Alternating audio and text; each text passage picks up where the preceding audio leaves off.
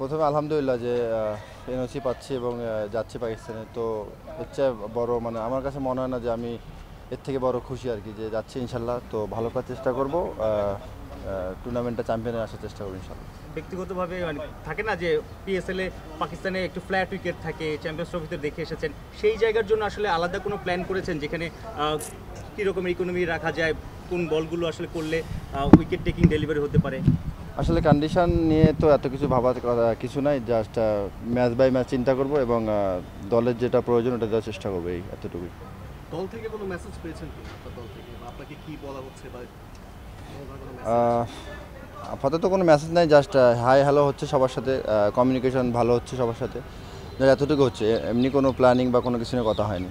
যদিও ওখানে অনেক বড় বড় তারকা থাকবে, আপনি যে আগে যেটা বললো যে বেশ কয়েকটা সুযোগ পেয়েছে, খেলতে পারেননি, প্রিপারেশনের বিষয়ে আপনি একটু টুকটাক বলেছেন, তারপরেও কি এখানে খেলছেন আপনার এক্সট্রা বল করা বা ভিডিওগুলো দেখা যে ব্যাটসম্যান এগেনস্টে আপনি বল করবেন, এরকম প্রিপারেশন নিচ্ছেন কিনা? কারণ এটা বড় একটা প্ল্যাটফর্ম আপনার জন্য, যদি এখানে ভালো করেন আরও অনেক বড় বড় প্ল্যাটফর্ম আসতে পারে, মানে সেই দিক থেকে কি আলাদা কোনো প্রিপারেশন নিচ্ছেন কিনা?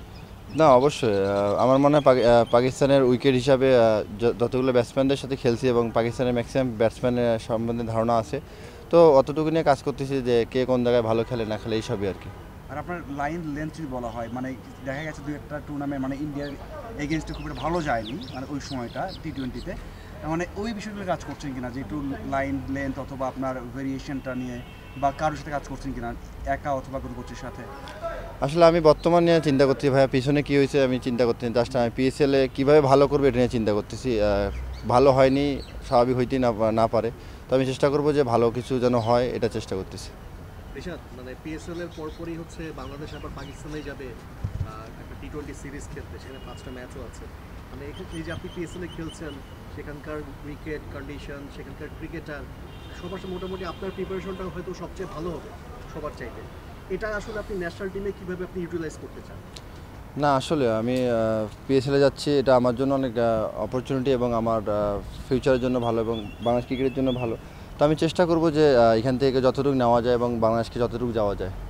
ছোট ফর্মেটে দেখা যায় যে আসলে অনেকে অলরাউন্ডার হিসেবে নিজেকে তৈরি করে, যেমন Sunil Narayan genuine bowler, mysterious bowler, তারপরে সে এখন প্রপার ব্যাটার হিসেবেও খেলে, এর আগে অনেকে খেলেছে। রিশাদ হোসেন তো আসলে পিঞ্চ হিটার, আমরা দেখেছি 150-200 স্ট্রাইক রেটে ব্যাটিং করতে পারে। আপনিও কিরকম একটা মৌকা খুঁজছেন যে আসলে ব্যাটার হিসেবে আপনি নিজের জালোয়ারটা দেখাতে চান?